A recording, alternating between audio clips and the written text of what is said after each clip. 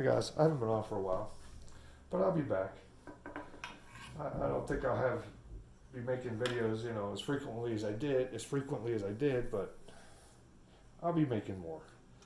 So anyway, this is another shaft from XLR8, my buddy Matt's XLR8 website. He made this for me.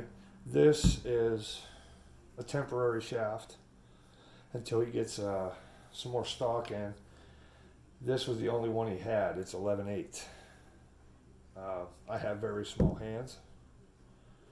Not small, but short, stubby.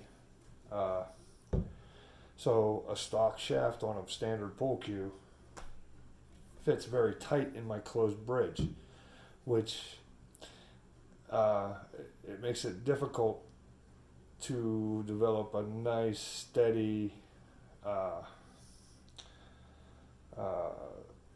consistent speed with your stroke. Because with a stock shaft, I have to loosen my bridge up a little bit to let it flow a little bit more through the bridge, therefore sacrificing accuracy, and that's no good. So I want to show you this cue, how even though it's a bad casting from the manufacturer, hits very well. Hits very well. And I still get it's not crooked, it's just it has bumps in it from the machining process. And it's something that he couldn't sell. So I figured why not use it until the next batch come in and he can make me another one. So we're going to start with a nice little draw. I'm not going to kill these because I want to show you how effortlessly you can just hit this ball. That was a real short backswing. I'm going to go with a longer one, longer backswing.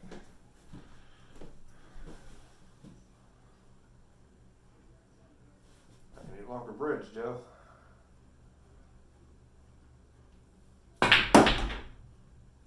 Same speed on my stroke. Same speed. Now, I want to say something about shooting hard and low deflection cues. If you shoot hard all the time, a low deflection cue isn't going to help you that much. If you kill it, it's going to squirt out. You're going to hang the cue ball off outside the shot line. It's not going to come back, no matter how low deflection of a cue you have. It's not going to come back in. It's not doing you any good. So I'm going to use some inside on this, some high follow inside.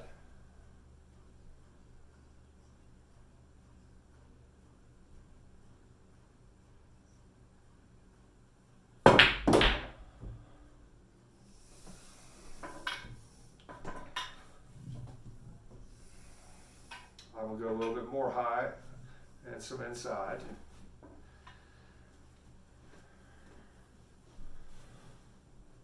In fact, I'm going to go like this.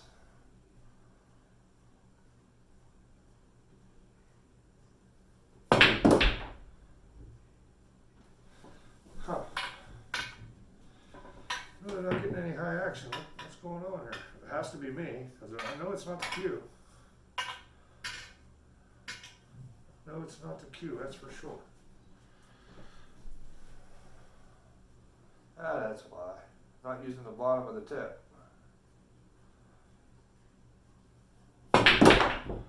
Not using the bottom of the tip. It's hitting more toward the center of the tip, and you won't get any follow with that. You won't get any good high action.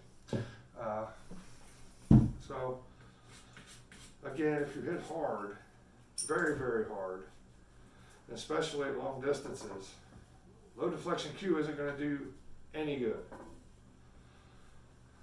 A little bit of high with some outside.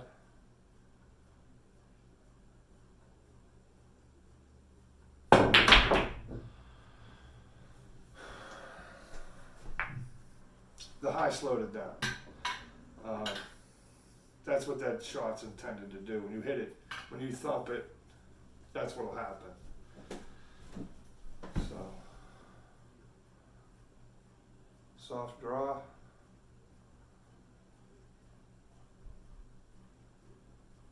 I mean, even though, I mean, it's not crooked. It's just, you can feel the bumps in the, where it went through what they call an extruder. And they made the shaft. I can't wait to get the other one where it's perfectly smooth. And that'll be awesome.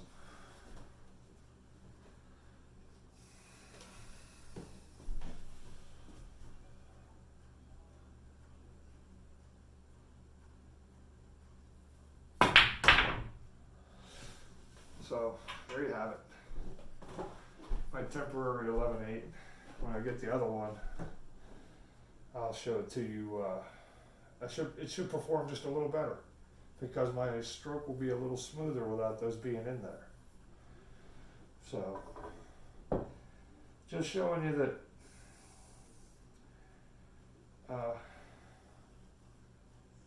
although we're not playing competitively, you can do things, you know, on your own to help improve your game. Man, is it going to be interesting when we all hit the tables again. How out of practice we are on the competitive side. You know, you can practice in your basement all you want, but unless you get out there and you're shooting competitively, there's nothing else like it. You can't simulate those kind of conditions unless you're in an actual money game, you know what I mean, or playing under league night or what have you. But there's no substitute for that. I just want to show one little tidbit that I put together. It's from Poolology. He doesn't really just come right out and say it. I'm sure it's in his book. But say this ball here, this 13 ball, is straight across from that diamond. Okay? And the whole shot, cue ball, object ball, is pointed straight into the second diamond, the whole shot.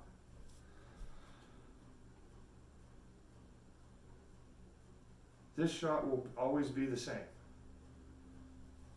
And I'll move it around to show you. The left edge of your ferrule, down here, left edge of your tip will be off the right edge. At the outermost part, where it's roundest on the object ball. You'll see.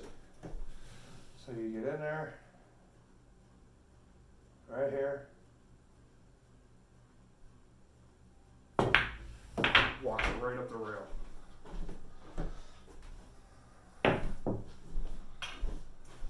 It doesn't even have to be on the rail. It does not even have to be on the rail. Right here, so if my whole shot's pointed into there, this is the same shot. Left edge of the ferrule off the right edge of the one. If I hit it well, it should go. Doesn't matter where it's at. So basically all it is from wherever this ball's sitting at on this rail, straight into it. If the whole shot is pointed one diamond down, the edge of your tip will be off the edge of the object ball. If I'm cutting it right, it'll be the other way. And it really doesn't matter where it's sitting. It really doesn't matter. Here, I'm straight into there, I'm like 2 inches below that. So if I take the whole shot and I point it 2 inches below there, if I hit just off the edge, it should walk right in the wall.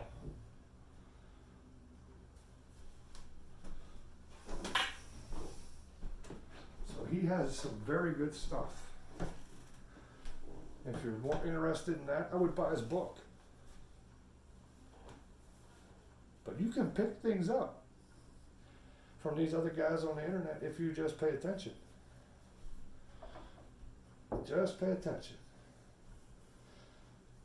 So, thanks to the gentleman from Poolology for that, because that's really good stuff. Oh, and I was fooling around with some edge of the ferrule. Edge of the ferrule works great till you get out in space. Where are you gonna put the edge of the ferrule to? The ghost ball position? Well, you might as well just use ghost ball at that point. But on the other hand, if you're in control of the table and you're playing good position, you can't beat it. Like this here, I know where the contact point is. So if I go just outside the contact point, it goes. But as soon as you get out in space, it's over. It's over. So that's where center to edge and ghost ball really shine.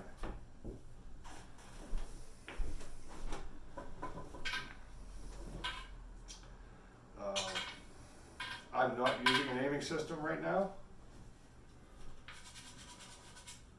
I'm getting back to basics before I do that. So what I'm doing is I stack angles. I stack the angles. That's all I'm doing. I know exactly where to hit that ball now.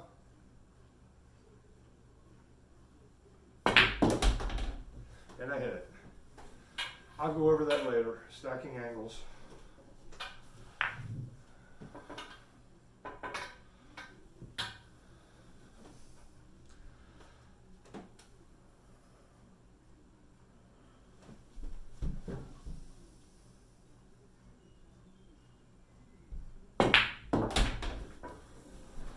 I'll go over stacking angles later. It'll be another video. But I really wanted to give you that tidbit about the Poolology thing, about the rail shots. And they don't have to be sitting on the rail. And all I did was hit those balls just a little bit above center. No outside English, no nothing. Well, the ones that ran up the rail. Granted, I have generous pockets on this. This is what I have right now. This is what I have to shoot on right now.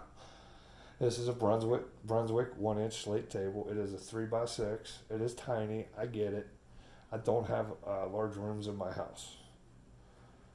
But I am going to get a 7-foot diamond, which is be only 6 inches longer. And this room will be, I'm going to redo this room. So soon I will have a 7-foot diamond. So that's about all I have for this. And guys, Matt's, the gentleman that's making these shafts, not only is he my friend, he's a good man. I do not associate with people without good character, who do not possess good character. I don't. You have to be a stand-up guy. Otherwise, I don't have time for you. I really don't. He stands behind it. He will go out of his way to make every customer happy. He will. So he's doing it because he loves the game. He has a good job. He doesn't need the money. He doesn't need that. But he's got to sell it for something. His time, materials. That's all it is. So, and if you give something away, people are more suspicious of that than if you sell it to them. So that's just the way it goes. That's human nature. But if you deal with him, you're dealing with a good guy. And if there's something wrong, he'll make it right. He'll do his best to make it right. Trust me. All right? So, okay, guys. Thanks for watching. Congratulations, little Chris. 1 million views, and 50,000 subscribers. Very, very big milestones. I'm sure he didn't intend to start out that way. But he has good content, quality videos, a lot better than mine because I don't have the technology he has. He's a software designer. I'm not.